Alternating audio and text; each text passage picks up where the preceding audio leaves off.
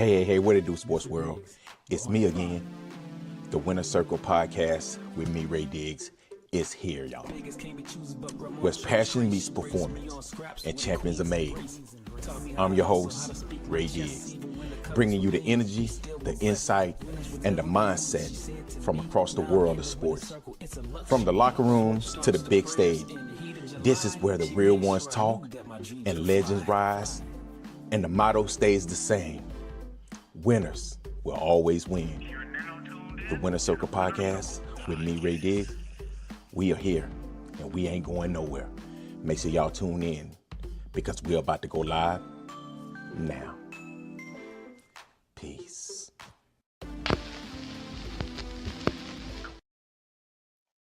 Hey, what it do, sports world, and welcome to the Winner Circle podcast, man. This is going to be the last podcast of the night.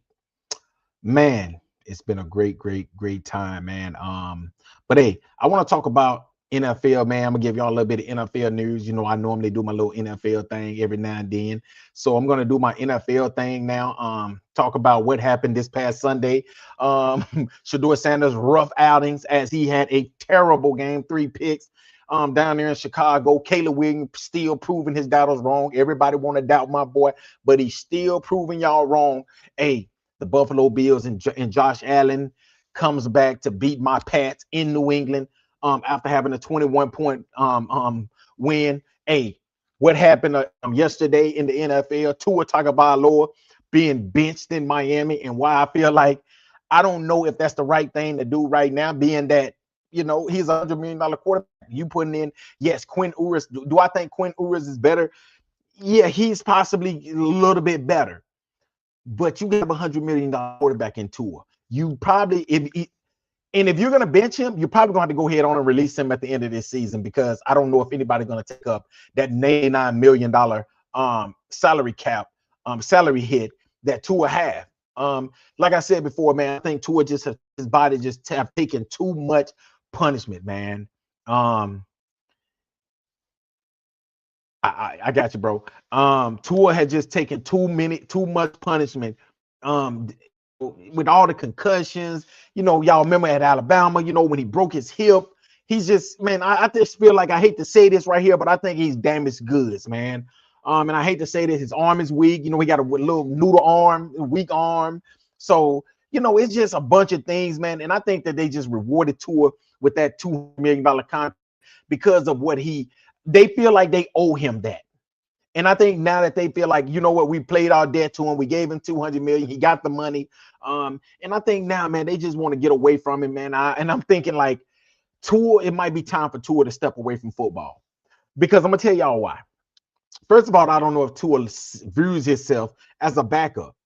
So if you don't view yourself as a backup, what NFL team do y'all think that Tua can go start for? Do y'all think he can go start for the Indianapolis Colts? Yeah, they need a quarterback. Daniel Jones will possibly miss all of next season. You know, okay, what about, you know, I don't think that the Kansas City Chiefs would take him. They missing Patrick Mahomes, but I don't think they will pretty much take him.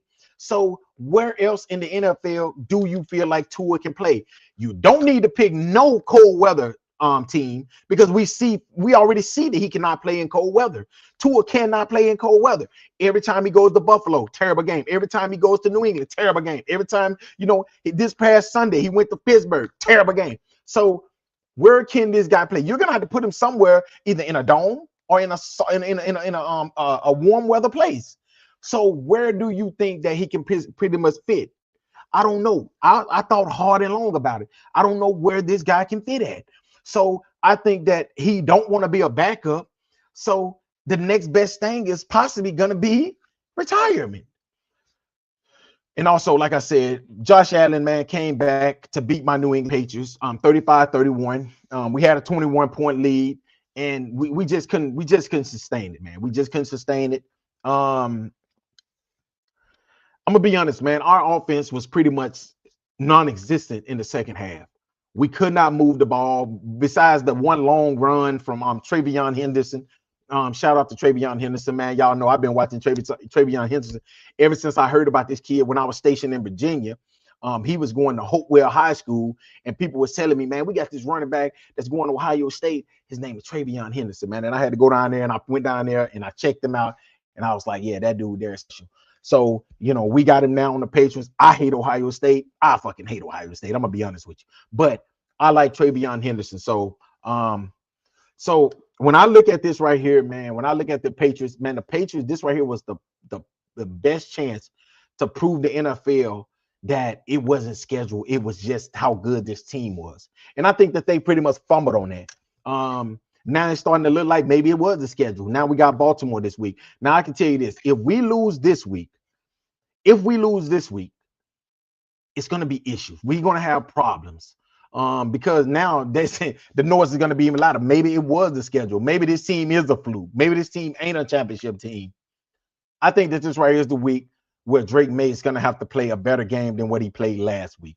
Drake May looked like a second-year pro last week against the Buffalo Bills. And Buffalo Bills ain't got a good defense. So Baltimore's a little bit better. It's on the road. It's going to be nasty weather up there in Baltimore. I think that he's going to have to figure out a way how to get this game, to figure out a way how we can win this game and go ahead on and possibly clinch a playoff berth. We can clinch a playoff berth with a win. So hopefully that's what happened. And like I said before, man, Shedeur Sanders had a terrible game against the Chicago Bears. Going up there to Soldier Field in Chicago, it seemed like he was cold. And for the whole entire week, I sat here and I listened to what all of these dudes were saying. All of these NFL analysts was saying about Shedeur Sanders. They were saying that, oh man, I think that Shedeur Sanders is gonna outplay Caleb Williams. The Caleb Williams hate is real. Y'all think that they hate on Shedeur Sanders? Dude, they hate Caleb Williams. And they only hate him because he's so confident, because that's what y'all use with Shedeur Sanders. He's so confident. He's very, to where sometimes it can be considered arrogant. I'm gonna put the comments up here, man. I'm gonna put my the comments up here on the screen. So I think that a lot of people look at it like, okay, this is, we don't like Caleb Williams because he's too arrogant, but you love Shedeur Sanders and he's arrogant. He's confident, or that's what you want to call it. But he had a terrible game. And I'm going to be honest with you. I've been saying this right here for the longest. People hate me saying it. They do not like when I say it, but I don't see him as a starting quarterback. That's just my opinion. Because when you go out there and you play against Tennessee Titans and you play good for 4 minutes, because that's what he played. He played good for 4 minutes. Okay, the rest of the game, he was pretty much just below average. And then for the last about 4 or 5 minutes, he played really, really good. And then you look at the stats, and then you can be fooled until you watch the game. And you say, oh, man, he had 364 yards and 4 touchdowns. Yes, most of that right there was done within that last in the fourth quarter with probably about 5 minutes, 6 minutes to go in the game. Same thing here. Going into the fourth quarter, Shedeur Sanders was 10 for 25. He had 11 yards, 113 yards. Then in the fourth quarter, he had like 70 yards, 60-yard passing. So it kind of looked respectful. He ended up with 178 yards on 18 for 35, I think. So that means he completed 8 straight passes, I think. So that tells me that, okay, those was all, what we call that, y'all? We call that empty calories. Empty calories. That's what it's called. What Dak Prescott used to do. When Dak Prescott used to come out there in the fourth quarter, they down by 21 points, 28 points. And then next thing you know, he come out there in the fourth quarter and he throw for 300 yards. Those are nothing but empty calories. Those are nothing but you just want to get you a workout in because you're not going to win the game. So you're just going to get your stats up and make everybody think you're fooling everybody and say that, man, Dak had a real good game. But when you look at the score, it was always a 14-point game. Like, damn, Dak, y'all was down by 14 the whole game until you threw that touchdown late in the fourth quarter to cut it to 7. Yeah, that's exactly what Shedeur Sanders does. And they was dominated in this game, lost the game 31-3. But see, this is the thing. Even against the Tennessee Titans, he didn't look good. He basically doing the same thing that Dillon Gabriel was doing. The only difference is he might throw 1 or 2 deep passes a game, but they're doing the exact same thing. Their stats, to be real with you, I would say that Dillon Gabriel stats might look a little better because Shedeur Sanders throws picks. Dillon Gabriel don't throw a lot of picks. So when I look at these two teams, when I look at these two quarterbacks, the Cleveland Browns can honestly just throw one of those quarterbacks in the game, honestly, because it ain't gonna hurt them. It's not. But I know what the Shedeur Sanders fans are going to say. He's only a rookie. Well, Dylan Gabriel's a rookie. He's still learning the offense. Well, Dylan Gabriel was still learning the offense. It's the head coach. Well, hell, they got the same head coach. It's the general manager where they have the same general manager as well. So the same argument that y'all got for Shedeur Sanders, you can have for Dylan Gabriel. The only difference is Dylan Gabriel played against the Pittsburgh Steelers his first start. Then he played against the Miami Dolphins. Then he played against another hell of a team. He played like 3 or 4 hard teams in a row. With Shedeur Sanders, his first game was who? Against who? The Raiders. Then he played against a good team. He looked horrible against them. And then he played against the Tennessee Titans, which he looked okay. And then he looked horrible against the Chicago Bears. So man, I'm gonna go to the comments real quick and talk. See, my boy, man, he said, man, Phillip Rivers, man. Yeah, man, shout out to Phillip Rivers, man. Phillip Rivers came off the couch, y'all. Phillip Rivers came off the couch and went out there and threw it for 120 yards. I'm gonna be honest, I was scared for Phillip Rivers, though. I thought that Phillip Rivers was playing a dangerous game by coming back to the NFL. By him coming back to the NFL and going out there going against NFL players fresh off the couch, man, I don't know, man. I was like, man, dude, this dude right here, I was scared they was gonna hurt him out there. But he made it through the game. He threw him a touchdown. He, had 120 yards, had a chance to win the game. They ended up losing the game. And I'm going to be honest, if the coach will lose this week, they will possibly not make the playoff. This right here is a very critical week for the Indianapolis Colts. So I'm going to be honest with you, bro. So just make sure you understand that. Hey, how you doing? Whoever is Veronica. The Whites. Oh, yeah. Oh. What do you think they're going to do with Deshaun Watson? So what I think is, I'm going to be 100% honest with you. I think that they're going to bring Deshaun Watson back next season. First of all, Deshaun Watson is still under their big contract. So they still got to pay him a lot of money. So why not bring him back for another season, which will possibly be his last season? And let it be a 3-way quarterback battle. Let it be Deshaun Watson, Shedeur Sanders, and Dylan Gabriel. Let all 3 of them go at it with each other and see who's really the starting quarterback for the Cleveland Browns.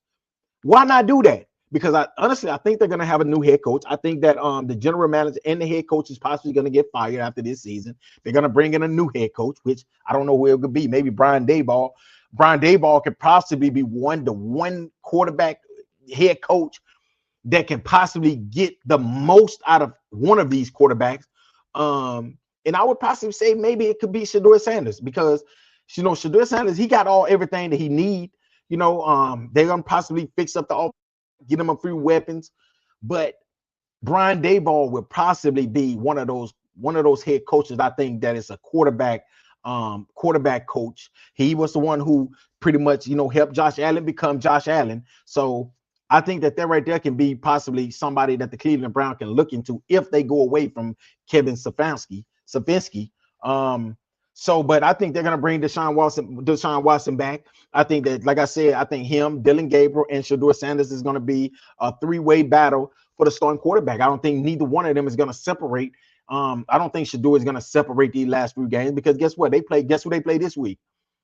Yes, they play the Buffalo Bills this week. That can possibly be a rough outing. Even though the Buffalo Bills don't have a really good defense, their defense ain't nothing like. Their defense is better than the Raiders defense. I know that. But that can possibly be another rough outing. Then after this week, they play against the Pittsburgh Steelers. That can possibly be another rough outing. And then they'll end the game against the Cincinnati Bengals, which their defense ain't that good, but I've seen their defense play real good in spurts. This week right here, they play real good. Then next week they might play terrible. But, the next 4 games, his next 3 games is not easy games. So I don't think he's going to be able to separate himself and, to be the starting quarterback. So I think that it'll be a 3-way quarterback battle down there in Cleveland going into the offseason, going into training camp next season. And I can honestly see Deshaun Watson winning it. I think that Deshaun Watson is possibly going to be the better quarterback out of the other 2, because being that they're so young, I think that Deshaun Watson, his only issue is, and I think this is the issue with all quarterbacks that goes to Cleveland, is that, first of all, Cleveland is a terrible organization. That's one. 2, it's cold as hell in Cleveland. Like it's very cold there. So I think that was the biggest issue with with Deshaun Watson, because yes, he played at Clemson, but Clemson ain't cold as Ohio, Cleveland, Ohio. You know what I'm saying? He played in Tennessee, which is, I mean, in Houston, which was a dome. So I think that, you know, when you look at these quarterbacks, I think that Deshaun Watson is more fit to be their starting quarterback going into next season than the other two. I might be wrong, but I mean, I can, you know, I feel pretty comfortable saying that. Man, my boy said they ain't winning this week. Yeah, y'all not winning. I'm gonna be honest with you. I think that man, I'm gonna be honest. I'm gonna tell you this right here, bro. I blame y'all owner. I blame that lady. I blame that lady for y'all collapse. And I'm gonna tell you why I blame her. I blame her because I think she was the driving force that made Daniel Jones continue to play, even though he was already very injured, even though he could barely move. He was limping around on every throw. I think that she was the one who was the driving force, who felt like he should still play, instead of telling him, you know what, let's just set you out for a week or two and then bring you back. Hopefully you'll be a little bit better, you know, when you come back. And I think that honestly, ultimately that right there is pretty much what's the reason why he tore his Achilles. And I'm gonna be real. When I look at this, I think this right here is one of the worst injuries, because he was up for a contract extension and he was going to get a big contract, which was Daniel Jones was going to get a big contract. But now he's not probably, you know, possibly not going to get the money that he would have gotten because of that torn Achilles, because that Achilles is going to take him out at least 10 months. So he's going to miss the beginning of the next season. I don't know who's going to say, you know what, we're going to give you $200 million, man. And we know you're coming off an Achilles injury, but we're going to still give you this. I just don't know if anybody going to do that. And I think he kind of messed himself over by doing that. And then he asked, what do you think about Anthony Richardson? His accuracy and decision making is terrible, man. I'm gonna tell you something. When I look at Anthony Richardson, I thought Anthony Richardson was one of those quarterbacks that I can possibly feel like could have developed into a star quarterback. But I think that honestly, he did not get better at throwing.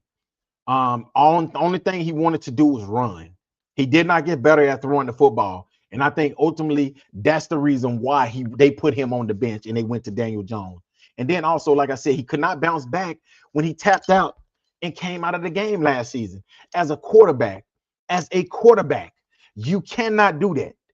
You cannot do that. At any other position, you can tap your head and you can come out of the game. But as a quarterback, you cannot tap your head and come out of the game. And I think that right there is pretty much has followed him through last season and through this season as well, because everybody continue to bring that up. So it's like, I don't know if he's gonna be able to shake that, bro. I don't think he's gonna be able to shake it. So, but I will say this right here: if he's healthy, y'all can use him right now. You know, I mean, hell, you can't get no worse.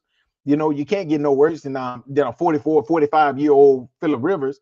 You know, I mean, you can't bank your season on that. But I just don't know if he can make the throws, man. And like I said, man, if he could have developed into a franchise quarterback, man, the Indianapolis Colts could have won a Super Bowl, honestly, because you got the weapons, you got the best running back in the league, you got good wide receivers, you got the rookie tight end, man. I'm talking about that kid is amazing. So and then you got the one thing that a lot of teams don't have. You got the offensive line. And that's the reason why, man, I just feel like, man, when I look at this coach team, I just don't know, man. I don't know, with or without a starting quarterback right now. I think that the air had been taken out of this team, out of this organization.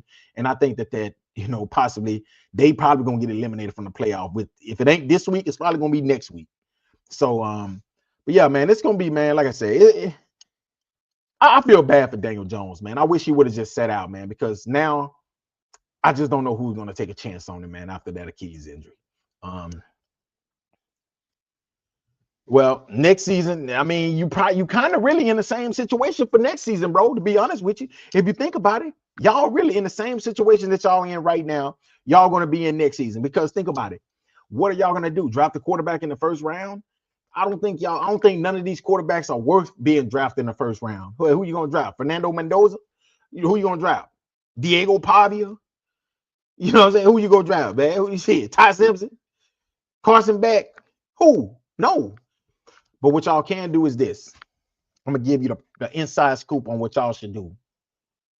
I think that y'all should just ride it out with Anthony Richardson one more season. Let's see what happened with Daniel Jones. And the next draft, it's gonna be a quarterback heavy draft.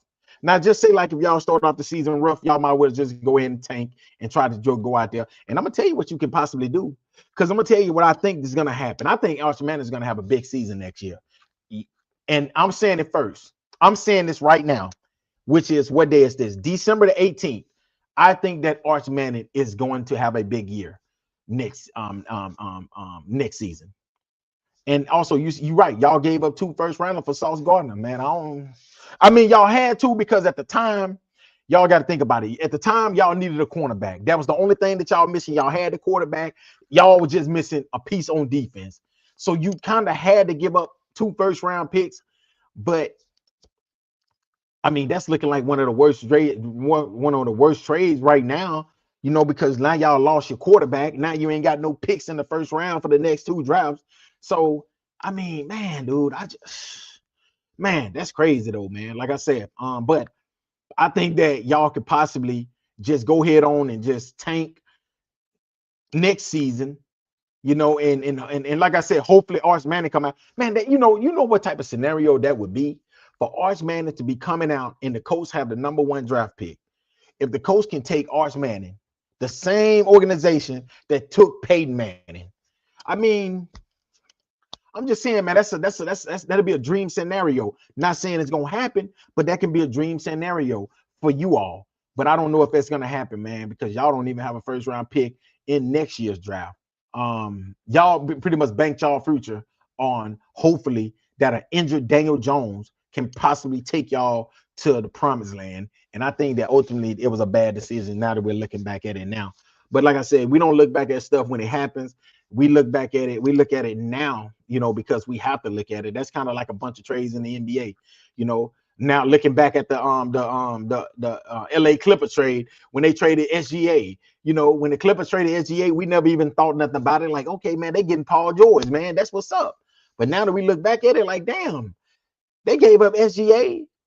The Clippers ended up, the Thunder ended up taking those draft picks, and they got Chet Holmgren, and they ended up getting Jalen Williams. So you look at it now, you're like, damn, they got 3 big stars off of the damn LA Clippers. So we don't look at the trades right now, man, but in the end, we look at them and we be like, yeah, that was a terrible trade right there. That was one of the worst trades in history. A lot of people talking about the Luka trade, but when you look at the SGA trade, that might be one of the worst trades in history as well, man. So, but yeah, man, like I said, man, I think y'all to be good, man. Y'all to be straight, man. Like I said, y'all got a lot to build on. But I just hope y'all don't waste the running back, waste his few years that he got. I mean, we know that running back, that shelf life is short. Taylor. But it's gonna be hard, man, because you need a quarterback. Every NFL team needs a quarterback.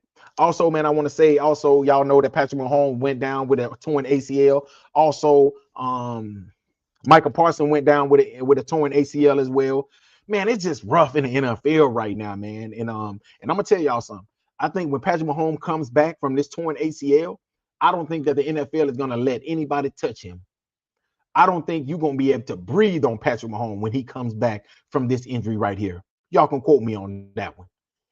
And also, like I said, the Green Bay Packers losing Michael Parsons. You give up, you know, Dallas give you, you know, you gave Dallas, you gave Dallas a few draft picks, that you gave him a $200 million contract, and then he goes down in the first season. That got to be heartbreaking there, man, because I think that the Green Bay Packers had a big chance to win the Super Bowl this year, or possibly at least make it to the Super Bowl. But right now, man, I just don't know if they can make it without Michael Parsons, man. But hey, man, that's the NFL news from the Winner Circle podcast, man, with me, Ray Diggs. Like I said before, man, we got a great week of of college football. The college football playoff will kick off tomorrow, so make sure y'all tune in to that. Then we're going to go straight into the NFL.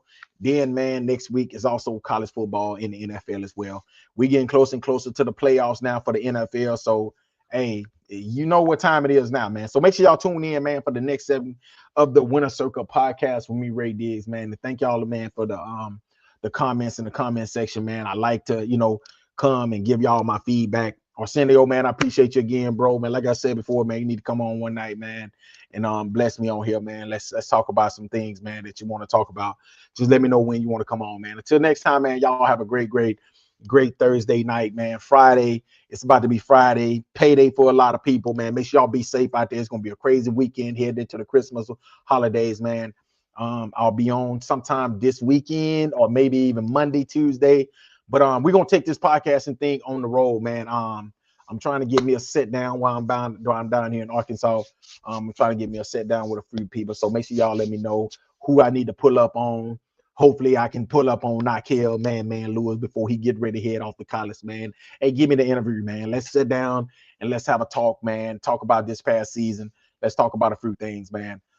As I get ready to come down there, man. But yeah, it's gonna be big, man. So make sure y'all enjoy your holidays, man. Be safe. Don't do drugs. Don't do nothing crazy, man. Enjoy this time right here with your family, man. Hey, and thank y'all again for listening to another great segment of the Winner Circle podcast. We rate this. Until next time, y'all have a great night, y'all.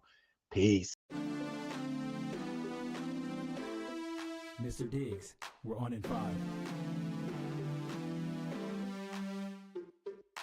Vegas can't be choosers, but grandma chose grace. She raised me on scraps.